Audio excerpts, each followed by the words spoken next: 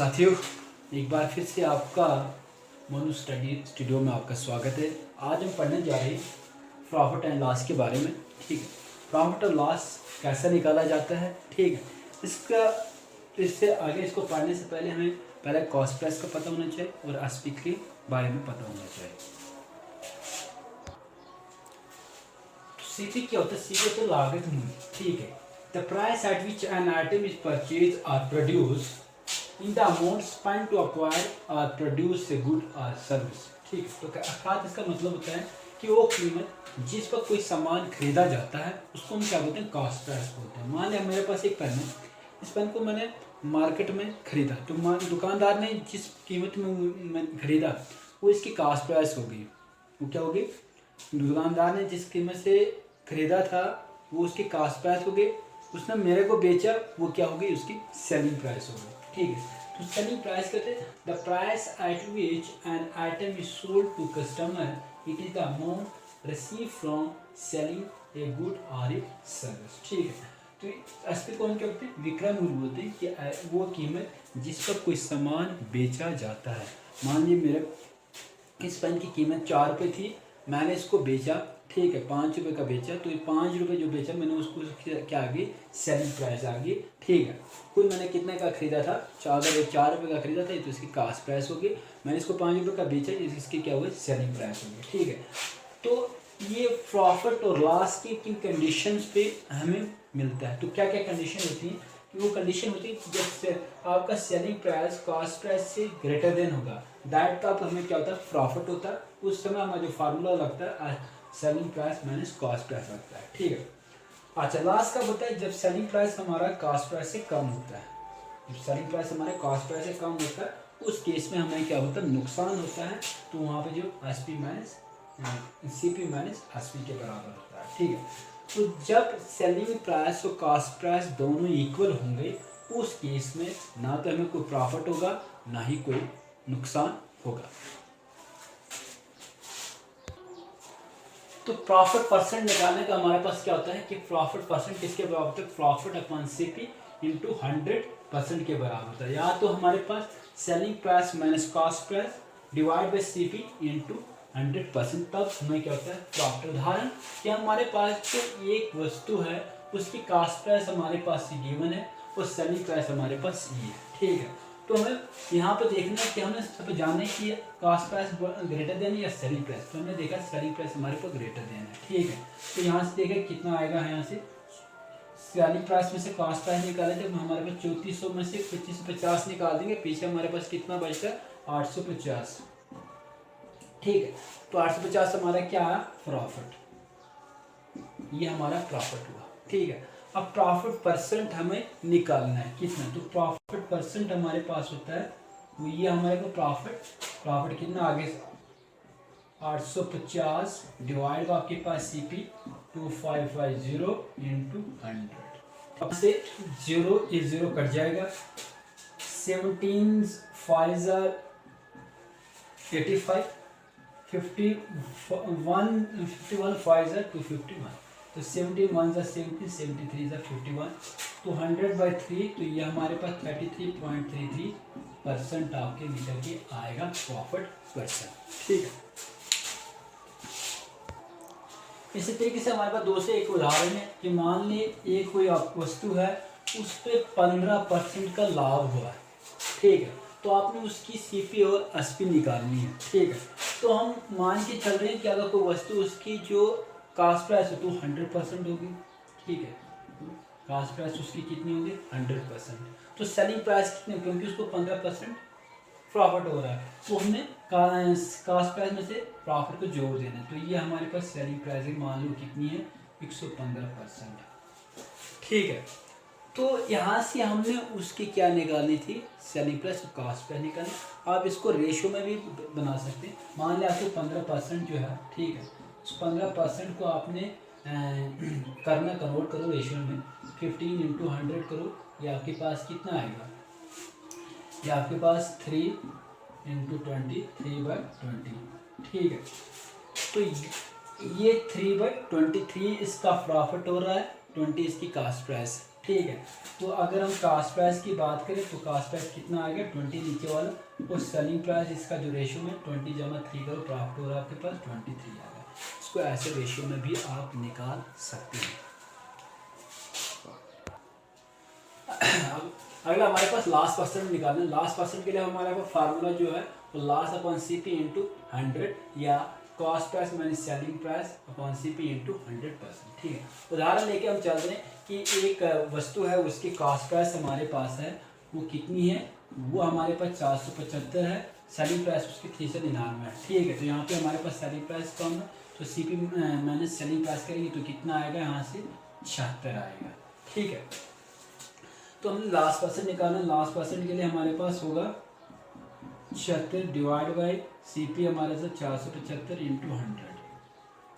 ठीक है। 100 को हम काटेंगे 25 चूँकि 100, 25 19,475, 19 4 76 और 4 16% लास्ट हुआ। ठीक है। अगर इसको हमने इसकी सीपी और एसपी को रेशियो में निकालना है तो क्या करेंगे। मान लीजिए एक उदाहरण हमारे पास 24% का नुकसान हुआ है या आपने इसका सीपी और एसपी रेशियो में निकाला, तो उस समय हमने क्या करना, 24/100 करेंगे तो ये किसके बराबर आएगा हमारे पास, वो हमने सॉल्व करना है। वो 6 हमारे पास आएगा 25।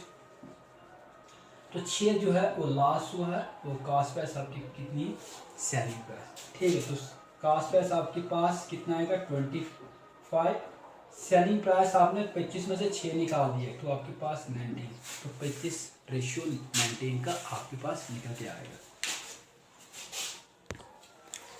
तो पहला सवाल हमारे पास है कि एक आर्टिकल है, उसकी कॉस्ट प्राइस और सेलिंग प्राइस का रेशियो हमारे पास है 4032 रेशियो 612 है। ठीक है। आपने उसके प्रॉफिट परसेंटेज निकाली। ठीक है।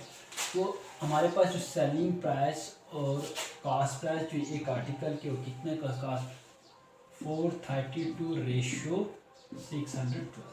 ठीक है। आपने इसका प्रॉफिट निकाला तो हमने इसको करें 36 12 432, 36 17 हमारे पास 612 होता है। ठीक है। तो यहाँ से हमारे पास कितना 17 कितना बढ़ा 5, इट मीन्स 5% का हमें क्या होता है प्रॉफिट हो रहा है। ठीक है। 5 यूनिट, तो 5/12। ठीक है। 5/12 जो हमारे पास होता है ये किसके बराबर 41.66% के बराबर होता है। आपका राइट आंसर ये आता है। तो अगला क्वेश्चन हमारे पास कि सिराज आर्यन ने profit of 32% on selling price. ठीक है। तो आपने उसके एक्चुअल प्रॉफिट परसेंटेज निकालनी है। ठीक है।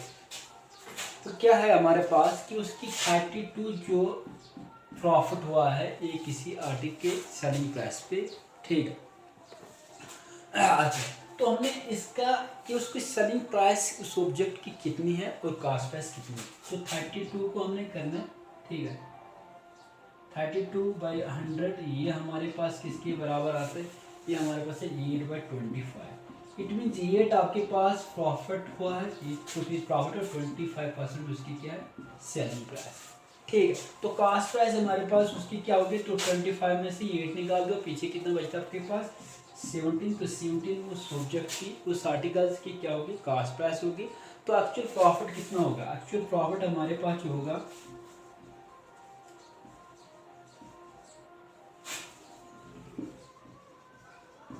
वो हमारे पास होता है फिर से प्रॉफिट कितना हुआ 8, कॉस्ट प्राइस आपके पास 17 × 100, ये आपके पास 47% आएगा आपके पास उसकी एक्चुअल जो प्रॉफिट है।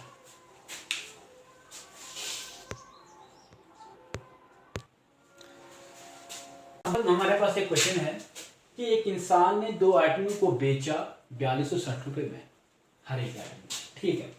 एक आइटम पे उसको 25% का नुकसान हुआ, दूसरे में उसको 20% का गेन हुआ। ठीक है। और आप हमने बताना है कि उसको गेन हुआ या लॉस हुआ। ठीक है।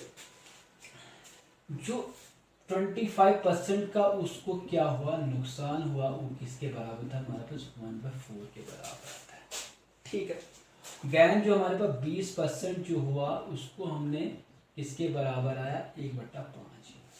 तो उस समय हमारे पास जो कॉस्ट प्राइस और सेलिंग प्राइस होगी ठीक है। इस तरह जब उसको 25% का नुकसान, तो उस टाइम हमारे पास जो यहाँ पे फर्स्ट में जहाँ पे, ठीक है, तो 4 उसकी कास्ट प्राइस होगी क्योंकि उसको नुकसान हो रहा है, ठीक है। तो हमारे पास CP माइनस SP, तो 4 में से एक निकाले, उस समय आपकी सेलिंग प्राइस कितनी होगी, 3 नुकसान पे। सेकंड केस में जब उसको गेन हो रहा है तो उसको क्या हो रहा है, प्रॉफिट हो रहा है। इट मीन्स उसकी कास्ट प्राइस 5 है और सेलिंग प्राइस उसकी 5 जमा 1 6, तो 6 उसकी क्या है, सेलिंग प्राइस हो जिस पे, ठीक है। तो ओवरऑल हमने टोटल करो इसको, टोटल इन दोनों को टोटल। अब सबसे पहले हमें क्या करना है कि जो सेलिंग प्राइस है इसको इक्वल बताना है, क्योंकि उस आदमी ने दोनों आइटमों को एक ही कीमत पे बेचा था। तो जो सेलिंग प्राइस है इसको इक्वल करो, 2 से 3 2 6, यहाँ पे हमारे पास इसको बराबर हो जाए, तो ये भी 2 के साथ मल्टीप्लाई, 4 2 8, 8 प्लस 5 कितना होगा 13, ठीक है। तो यहाँ पे 6 3 इंटू 6 6 जमा 6 कितना होगा 12। तो यहाँ पे देखो कास्ट प्राइस हमारे पास 13, सेलिंग प्राइस कितनी होगी 12, it means cost price greater than है, तो यहाँ पे हम ओवरऑल हमारे क्या हो रहा है, नुकसान हो रहा है, लॉस हो रहा है। तो लॉस जो हमारे पास 1/30 इंटू 100, क्योंकि लॉस परसेंट निकालना है, तो एक इसके बराबर आएगा हमारे पास 7.7% के बराबर है। तो हमारा ये आंसर इसका ठीक सही आता है। अगला सवाल हमारे पास है कि the selling price of 32 item is equal to cost price of 45, ठीक है। कि 32 आइटम का सेलिंग प्राइस जो होगा वो हमारे पास 45 आइटम के कॉस्ट प्राइस के बराबर है। 32 जो कॉस्ट प्राइस हमारे पास आइटम का कॉस्ट प्राइस है 45 सेलिंग प्राइस आइटम के बराबर, ठीक है। तो कितना परसेंट ऑफ प्रॉफिट जो है हर एक आइटम को बेचने पे मिलेगा, प्रॉफिट है कितने परसेंट ऑफ प्रॉफिट, ठीक। तो देखो, तो हमारे पास सेलिंग प्राइस CP ये हमारे पास 45/32, ठीक है। तो प्रॉफिट परसेंट हमें निकालना है, तो यहाँ देखो इन दोनों के डिफरेंस देखो कितना आएगा +13, इट मीन्स 13% उसको क्या 13 जो है यहाँ पे प्रॉफिट हो रहा है, तो 13 उसको क्या हो रहा है रुपीज़ प्रॉफिट हो रहा है, कितने में से 32 में से इंटू 100 कीजिए, ठीक है। आपके पास कितना आएगा ये, अगर हम इसको सॉल्व करेंगे तो 40.625% के आसपास, ठीक है। तो राइट आंसर आपका डी है।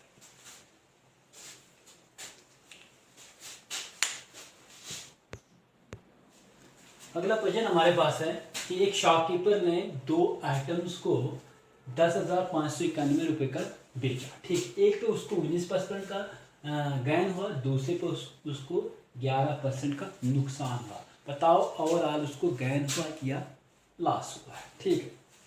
तो देखो एक पे उसको कितना हुआ 19% का गेन हुआ, दूसरे पे उसको कितना हुआ 11% का नुकसान हुआ, ठीक है। ओवरऑल हमारे पास देखना हमारे पास ओवरऑल, ठीक है। ओवरऑल जो हमारे पास ट्रिक्स है उसको आपने क्या करना है लिखना है। ये आपके पास आता है 100 इंटू एक्स प्लस वाई, ठीक है, plus 2xy divide by 200 plus x plus y के बराबर, ठीक है। तो कीजिए 100 into x plus y 19 plus 11, यहाँ पे -11, तो 19 में से प्लस माइनस 19 में से 11 चलेगी, आपके पास 8 plus 2 into 19 into -11 divide by आपके पास 200 प्लस फिर से 19 प्लस -11, तो प्लस में 19 में से 11 चलेगी 8 आपके पास आएगा, ठीक। कीजिए 800 plus minus plus plus plus minus minus आपके पास 19 2 38 38 11 480, ठीक है, डिवाइड बाय 208। यहाँ इसको निकाल दीजिए 800 में से 418 निकाल दे, पीछे कितना बचता है आपके पास 382 डिवाइड बाय 208, इसको डिवाइड कीजिए 1.8% की आपके पास आता है, लेकिन पॉजिटिव है तो इट मीन्स क्या हुआ प्रॉफिट हुआ आपको, ठीक है। तो ये 1.8 आपके पास डी आंसर आपका करेक्ट आंसर। तो आज के लिए बता इतना ही। जय हिंद। ठीक, अपना ख्याल रखें।